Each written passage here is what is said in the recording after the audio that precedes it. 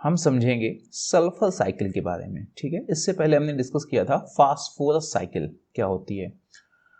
तो जो फास्फोरस और सल्फर साइकिल हैं ये दोनों कैसी होती हैं, हमारी सेडिमेंट्री साइकिल होती हैं, बोले तो अवसादी चक्र होते हैं। लेकिन आपको एक चीज याद रखनी है कि कोई भी साइकिल पूरी तरीके से सेडिमेंट्री या गैसेस नहीं होती है। थोड़ा बस इतना समझ लो कि सल्फर में सेडिमेंट्री का जो एलिमेंट होता है, ठीक है ना, सेडिमेंट्री पार्ट काफी ज्यादा होता है। तो पहले समझ लेते हैं जो सल्फर पाया जाता है, ठीक है ना, बेसिकली कहाँ पे, सॉइल मिट्टी पर और सेडिमेंट्स पर। सेडिमेंट्स बोले तो मिट्टी ही समझ लो, बट जो अर्थ होती है, क्रस्ट होती है, उसकी जो ऊपरी परत होती है वो बेसिकली हमारे सेडिमेंट्स बोले जाते हैं। ओके, तो किस फॉर्मेट में होती है, या तो ऑर्गेनिक फॉर्मेट में होगी या फिर इनऑर्गेनिक फॉर्मेट में होगी। ऑर्गेनिक फॉर्मेट बोले तो कोयला, तेल, ठीक है ना, पीट, इसमें पाई जाती है। और इनऑर्गेनिक में बोले तो पायराइट रॉक या सल्फर रॉक में पाई जाती है। किस फॉर्म में, या तो ये सल्फेट होगी, सल्फाइड होगी, या ऑर्गेनिक सल्फर। यानी इन लोकेशन पर, किसी अर्थ की या क्रस्ट पर या मिट्टी पर, इन लोकेशन पर, ठीक है ना, कहाँ कहाँ पाई, ऑर्गेनिक फॉर्मेट में पाई जाती है या फिर इनऑर्गेनिक। ऑर्गेनिक में आपको पता है कोयला वगैरह आता है, और इनऑर्गेनिक में कुछ अलग चट्टानें आती हैं जैसे पायराइट रॉक और सल्फर रॉक, और इस फॉर्मेट में सल्फर पाई जाती है। तो यहां से अब चट्टान में पाई जाती है तो क्या होगी, वही वेदरिंग होगी, इरोजन होगा, चट्टान में टूट फूट होगी, फिर बहकर ये कहां पहुंचेगा, दूसरे इकोसिस्टम में पहुंचते हैं। सो वेदरिंग ऑफ रॉक, इरोजन होता है जब, ठीक है ना, यहाँ से बारिश हुई जाके तो वो मिट्टी बहकर कहीं और पहुंची। या जो ऑर्गेनिक मैटर होते हैं जब वो डिकम्पोज होते हैं, तो मान लो उन ऑर्गेनिक मैटर में सल्फर भी थी, तो जब वो डिकम्पोज होंगे तो वहां से भी रिलीज हो जाएगी सल्फर। तो इस तरीके से कहाँ पहुंचती है, दूसरे इकोसिस्टम में, टेरेस्ट्रियल, दूसरे टेरेस्ट्रियल इकोसिस्टम में पहुंचती है, या किसी एक्वेटिक बोले तो स्थलीय पारिस्थितिक तंत्र में पहुंचती है, या जलीय पारिस्थितिक तंत्र में पहुंचती है। इन प्रोसेस के थ्रू पहुंचती है। सो अब होता क्या है कि ये चीज आपको याद रखना, मैंने कहा था ना कि कोई भी साइकिल पूरी तरीके से गैसियस या सेडिमेंट्री नहीं होती है, ठीक है ना।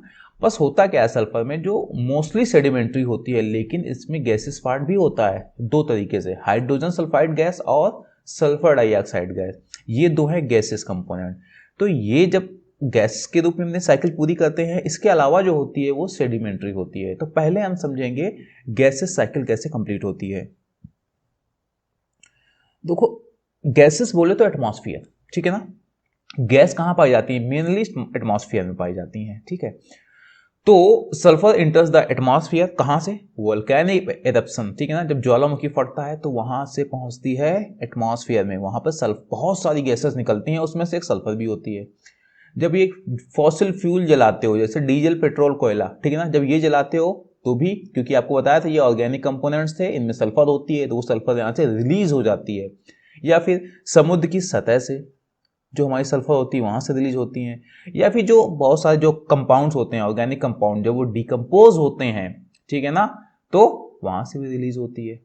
तो ये हमारे सोर्स हैं, ये कहाँ कहाँ से सल्फर एटमॉस्फेयर में पहुंचती हैं, जैसे वॉल्केनिक हो गया या कंबस्टन, आजकल तो सबसे ज्यादा तो यही होगा हमारा, ठीक है ना, फॉसिल फ्यूल, जो हमारा इन्वायरमेंट का जो बैलेंस बिगड़ रहा है उसकी वजह से एक बड़ा रीजन है डीजल पेट्रोल से चलने वाली गाड़ियां। तो ये है हमारा गैसेस कंपोनेंट।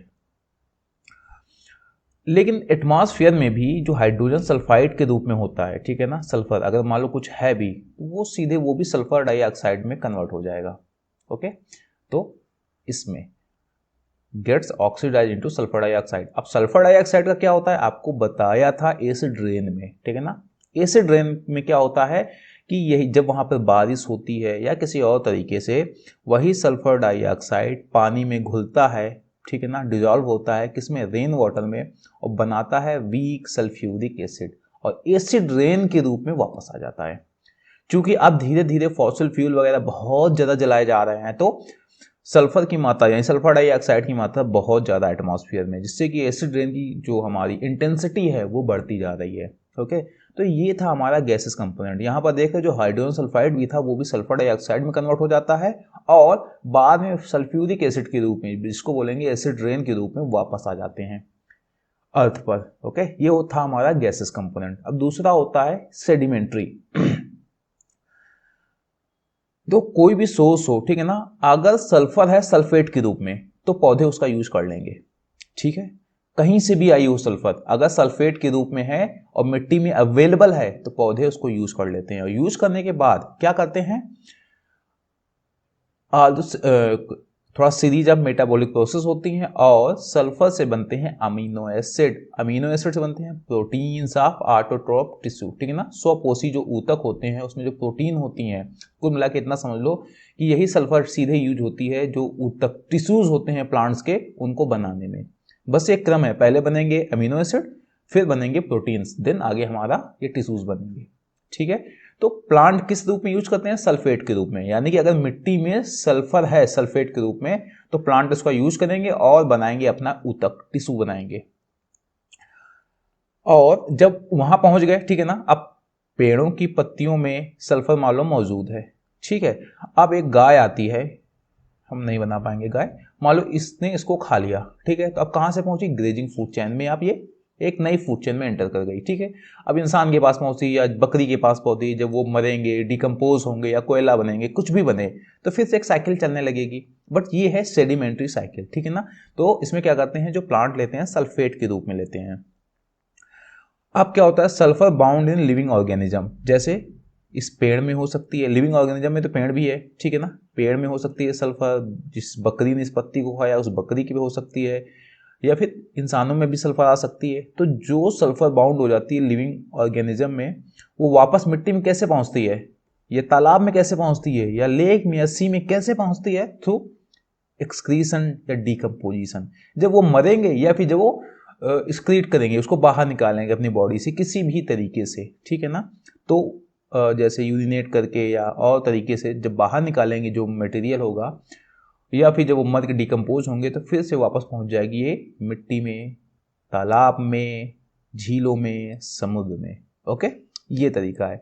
तो यहाँ पर याद रखना है सल्फेट के रूप में पौधे लेते हैं, ठीक है। देन मिट्टी से लेने के बाद अब पौधों में पहुंची, पौधों से फिर तो अब एक साइकिल में चलती रहेगी।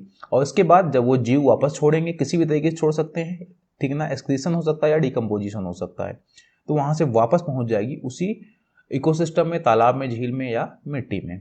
तो ये थी हमारी सेडिमेंट्री कंपोनेंट। अब ये थोड़ा बेसिक डायग्राम है, इसको चाहे हम समझ लेते हैं। चलो मान लो सेडिमेंट्स में क्या था, सल्फाइड के रूप में, ठीक है ना, जो हमारे सेडिमेंट्स होते हैं ना अर्थ की क्रस्ट पर, मान लो सल्फाइड के रूप में सल्फर थी, इसको निकाला गया, ये फॉसिल फ्यूल में कन्वर्ट हुई, ठीक है ना, इसको निकाला गया और जला दिया गया। जलाने के बाद क्या पहुंची, ये जो सल्फर है, ठीक है ना, हाइड्रोजन सल्फाइड के रूप में और सल्फर डाइऑक्साइड के रूप में एटमॉस्फेयर में पहुंच गई। एटमॉस्फेयर में और कहां से पहुंचती हैं, इस ज्वालामुखी से भी पहुंचती है, फिर ये से ड्रेन हो जाएगी, ठीक है, और ये बह करके फिर से यहां पे आ जाएगा, ठीक है, सल्फेट के रूप में। अब क्या होता है, मिट्टी में भी पाया जाता है सल्फेट, और जब फर्टिलाइजर यूज करते हैं वहां भी पाया जाता है। तो फिर क्या होता है, जो सल्फेट होता है, आपको बताया सल्फेट के रूप में प्लांट लेते हैं इसको, प्लांट के बने, ठीक है ना। प्लांट को खाया इस एनिमल ने, तो एनिमल के पास पहुंचा, इसने बाहर निकाल दिया, ठीक है ना, या ये मर गया तो फिर से क्या हुआ, या फिर ये पेड़ पौधा ये मर गया तो वापस कहाँ पहुंचा, ऑर्गेनिक सल्फर आया, और बाद में फिर से कन्वर्ट हो जाता है सल्फेट के रूप में अगर डिकम्पोजिशन, ठीक है ना, होता है तो, या फिर ये पहुंच जाएगा फॉसिल फ्यूल बदल जाएगा। मान लो ये पेड़ पौधे दब गए, ठीक है ना, तो क्या हो जाएगा, फॉसिल फ्यूल बन जाएगा। तो ये एक बेसिक सी साइकिल थी। अगर फर्टिलाइजर में यूज हुआ तो सल्फेट के रूप में होगा, या तो प्लांट यूज कर लेंगे या फिर बह करके ये नदियों में पहुंच जाएगा, ठीक है। तो ये थी बेसिक सी साइकिल। तो आपको ये दो या चीजें याद रखनी है कि जो सल्फर की साइकिल होती है या दो कंपोनेंट्स होते हैं, गैसेस तो सिंपल होता है, और दूसरा ये होता है जिसमें से सल्फेट को याद रखना है कि प्लांट इसी तरीके से ये सल्फर को सल्फेट के रूप में प्लांट ये लेते हैं।